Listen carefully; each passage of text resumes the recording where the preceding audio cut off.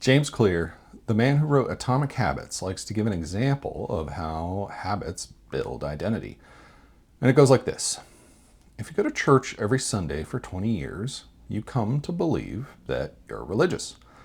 The actions provide the evidence, and the evidence becomes who you are. He means it as encouragement. I want to show you why that sentence should stop you cold. This is an incredible book about habit formation, and I'm going to spend the first part of this video agreeing with much of this book. But here's the thing, it cannot answer the only two questions that decide whether any of this is worth doing. Which person are you becoming, and by whose power? And those aren't small problems. The whole gospel lives in those two questions. But let's start with agreeing, because there's a whole genre of Christian content that either baptizes this book wholesale or throws it out the window. And I don't think either one of them is totally correct. I think there's wonderful things to take away from this book, and I also think there's things that you need to keep at arm's length. Right off the bat, systems over goals, that idea, totally right. You do not rise to the level of your goals. You fall to the level of your systems. That's just plain true. Every believer who is resolved in January to do whatever, read the Bible in a year or whatever, and quit by February knows that this is true from the inside. Environment design is right. You put the thing where you'll trip over it and you'll do the thing. I leave my Bible open to the verse that I'm going to read and meditate on in the next morning for exactly that reason. Starting smaller than you think, also right. Never miss twice, that's right too. And I'll come back to these ideas.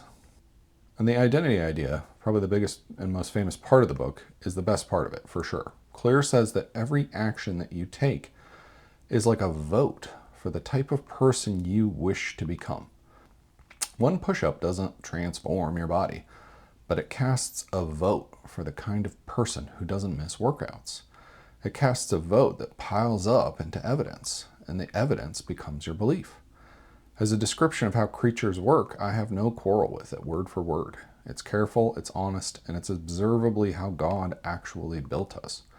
We are shaped by what we repeatedly do, and the Bible has been saying so from the beginning. Whoever is faithful in very little is faithful in much. The writer of Hebrews talks about people whose powers of discernment have been trained by constant practice, trained by repetition over and over. That's adaptation. Clear didn't invent it, he described it, and he described it very well. I'm not here to tell you that this book is dangerous. The mechanics of common grace are there, and they're true, and they're observable about every creature, available to anybody who's paying attention. And this author, Clear, has paid better attention than most people out there, especially for secular writers. But describing the creature is not the same thing as knowing what the creature is for. And that's where the two questions come in. The first question it doesn't answer is, who do you wish to become? What type of person do you wish to become? And it doesn't answer it because we don't know who's asking. If you think about the structure of Clear's argument, the wish to choose your target identity, that means you define what better means. You are the author of the person under construction, and you're also the judge of whether the construction is going well. Unfortunately, that's a closed loop with you at both ends of the transaction. And for a while, that can work fine because most of the identities that people pick are decent enough. Fit, organized, reads more, drinks less, all good. But if you stay in that loop long enough, another problem is going to show up. The identity that you author and you judge can only ever be as good as you. You're drawing the blueprint with the same crooked hand that it was supposed to fix. You're drawing the blueprint with the same crooked hand that this whole project is supposed to fix. Here's what a Christian has instead, and I want you to hear how different it is. You don't get to invent the person that you're becoming, and that's the best news in this whole video. The target was drawn before you ever showed up to the project, conformed to the image of his Son, Paul says. And the works that you're being shaped for aren't self-assigned either. We are his workmanship, created in Christ Jesus for good works, which God prepared beforehand that we should walk in them. Prepared beforehand.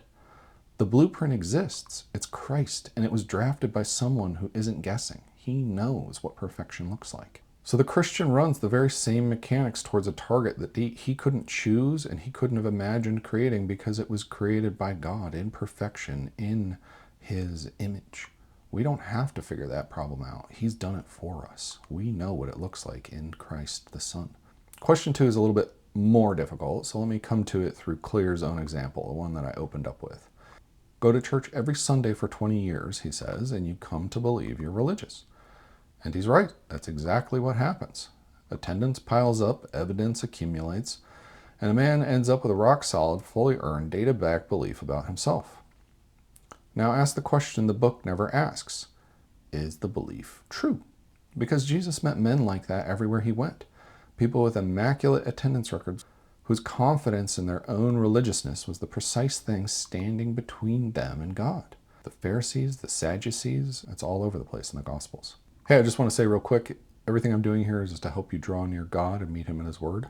If that's what you're after, please subscribe and come with me. The mechanism worked perfectly. It produced exactly what it produces. A self-image assembled from your own evidence. What it cannot produce, and what it has no equipment to even attempt, is a new heart. Evidence-based self-belief is the system's ceiling. Regeneration is not a habit outcome. And I can tell you that truthfully from personal experience, because I spent years living directly under it. Before I knew Christ, I ran the best systems of my life. I meditated every single day. I was in the best shape of my life. The discipline was real. The habits were real. The identity votes were piling up beautifully.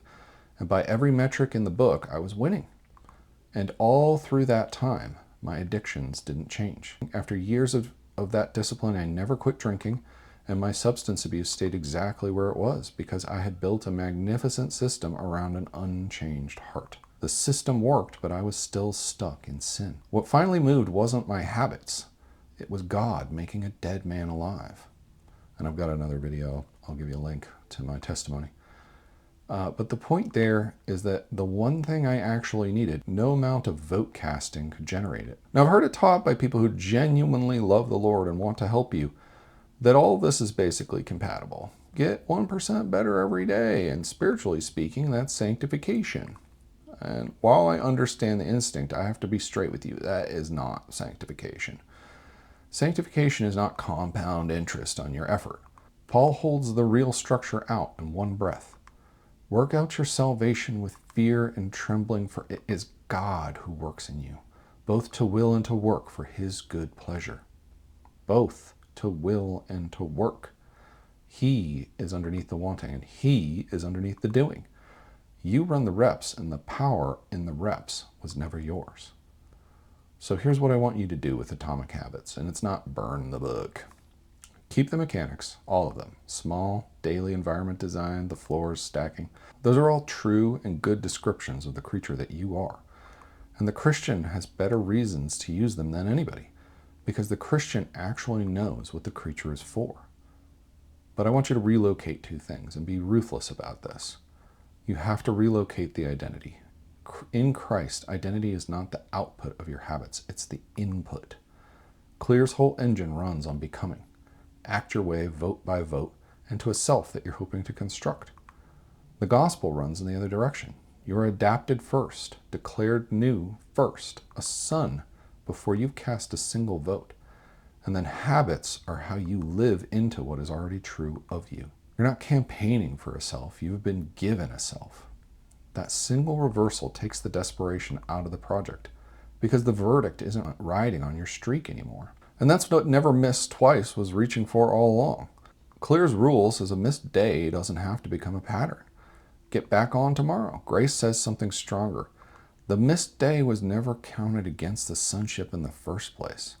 Lapse and return without the shame spiral, because return isn't damage control. It's just walking back to what was already yours. And the second thing is to relocate the power. You keep doing the doing. Scripture never once tells a believer to stop working. But you do it the way a farmer works. He plants, he waters, he shows up every single morning, and not one green thing in that field grows because of his work. God gives the growth. Fruit is what Paul calls it, not a product, the fruit of the Spirit. You can't manufacture fruit by effort, and you'll never get any without showing up to the field. Which leaves the practical question. If you're keeping the mechanics, what do you run them on? And here's what I think. You point it at the means that God actually works through. His word. prayer. And if you want my honest recommendation for the first habit, the one that I would build before any of the others, it's meditation on Scripture. 5 minutes a day, one short verse, returning gently every time your mind wanders off, which it will. And I've got a video on how to start learning to build meditation into your life. I'll give you the link.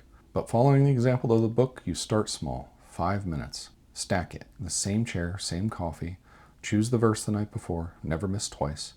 And when you do, you come back without shame because you never lost anything that was earned.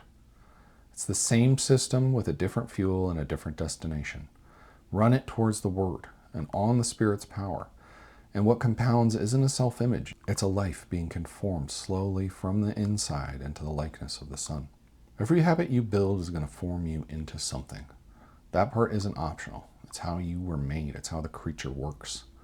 The only live question is in which image and on whose power. And you don't have to wish an answer for that into existence. Conformed to the image of His Son by the God who works in you. The target is already drawn, the engine's already running, and tomorrow morning's 5 minutes is just up to you to show up. Before you go, everything I'm doing here is to help you draw near to God and meet Him in His Word. If that's what your heart is after, please subscribe and come with me. And at restoringmeditation.com, you'll find structured guides and teachings to build this discipline into your life. They're free and available on my website. Thank you for watching, and God bless you.